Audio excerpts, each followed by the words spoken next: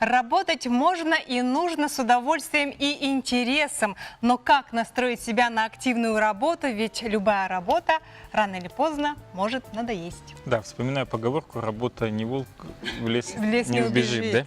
Но об этом и многом другом мы поговорим с нашим гостем. Это психолог и игропрактик, кандидат психологических наук Валентина Лукина. Доброе утро, Валентина. Доброе утро. Валентина, доброе утро. Скажите, пожалуйста, вот почему многие из нас воспринимают работу вот как некое проклятие? Вот партия сказала «надо», да? И вот мы... Комсомол ответил Да. «есть». Да, действительно, сейчас мы очень много внимания уделяем своей работе, да, потому что работа – это такая, наверное, неотъемлемая, может быть, даже большая часть нашей жизни. И если раньше, скажем, лет 60, там, 50 назад работа все-таки она была больше для того, чтобы заработать себе на кусок хлеба, поднять детей, то сейчас работа – это возможность самореализации, самовыражения, поэтому, естественно, вот эти вот вопросы – там я на своем месте, ну, в радость мне это или нет, они, конечно, возникают. Есть еще очень такой интересный пласт, наверное, да, этой проблемы. Сейчас очень популярна такая теория поколений, да, называется. Она рассматривает, вот, какие есть проблемы между поколениями, почему мы не понимаем, допустим, вот, родителей своих детей и так далее. Так вот, и с точки зрения вот этой теории, поколение, которым сейчас вот 35+, да, то есть это, ну, очень такая зрелая часть, да? Населения, да, аудитория, это те люди, которые воспитывались вот с такой установкой, что надо, да, то есть надо закончить школу, надо пойти в вуз, надо пойти работать. А сейчас мы же что наблюдаем? Те люди, которым 35, за 35-40 лет, мы сейчас видим совершенно другую жизнь. Открывается множество возможностей, и, естественно, мы начинаем задумываться, да? То есть, а вообще я работаю вроде как по инерции уже, да? Надо ли? Да, надо ли это делать вообще? А вот еще говорят, что каждые там 5-7 лет нужно менять работу. Это так или нет? Ну, здесь вообще всегда говорю, универсальных советов нет, поэтому это вот каждый решает по-своему. Действительно, если вы чувствуете, что через 5, 7, там, 10 лет вы вот как-то выгорели на своем рабочем месте и не видите вот движения дальше, да, вас не драйвит, вас уже как-то не веселит ваша работа, то, наверное, можно подумать о том, что как-то сменить траекторию своего развития. А если страшно?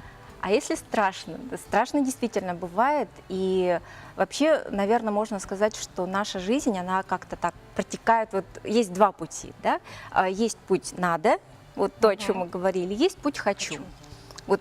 И вот эта вот развилка, да, такой перекресток «надо» и «хочу», он возникает, в общем-то, ну, с какой-то периодичностью в нашей жизни так или иначе, да, и можно даже сказать, наверное, вот какие-то мелкие вопросы, они возникают даже каждый день.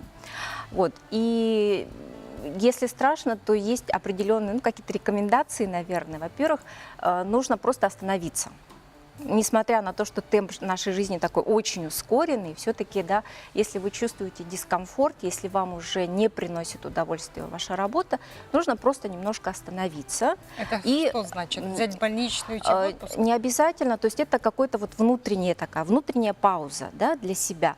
И найти, вот то, что сейчас говорят, да, найти источник боли. Вот в чем причина? Потому что там причины могут быть разные, и, соответственно, стратегия поведения, она тоже как-то будет разниться. Ну, первое, что можно попробовать, мы очень часто просто устаем, вот физически, да, и сейчас благодаря нашим гаджетам даже, наверное, уезжая в отпуск, нас все равно и там могут достать, да, там отчеты, там что-то такое.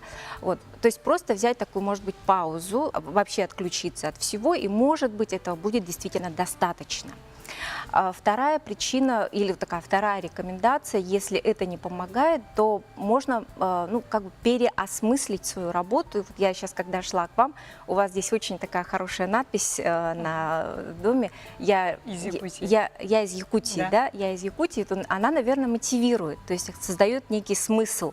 То есть мы не просто тут создаем какие-то передачи вот изо дня в день, мы это делаем для того, чтобы там продвигать Якутию, да, чтобы создавать какой-то имидж. имидж. То есть мы создаем смысл. И здесь не надо ждать, что кто-то нам преподнесет это на блюдечке. Смысл мы создаем сами. В этом, в общем-то, вся прелесть. Ну и, наверное, еще, если уж прям вот такие маленькие шаги не помогают, то, наверное, пришло действительно время подумать, что же можно сделать дальше. А возраста бояться надо или нет? Или, в принципе, как и любви, все возрасты покорны смене работы? Ну, вообще, я в этом отношении такая, оптимистично, в общем-то, смотрю. Мне кажется, вот все ограничения, которые у нас есть, это то, что мы создаем себе сами. Да. И сейчас, кстати, Министерство образования уже подумывает о том, чтобы на базе колледжей открыть такие программы не для тех, кто вот только после школы, да, но и для людей более старшего возраста. То есть те люди, которые хотят действительно вот, что-то поменять в своей жизни. Такие краткосрочные курсы.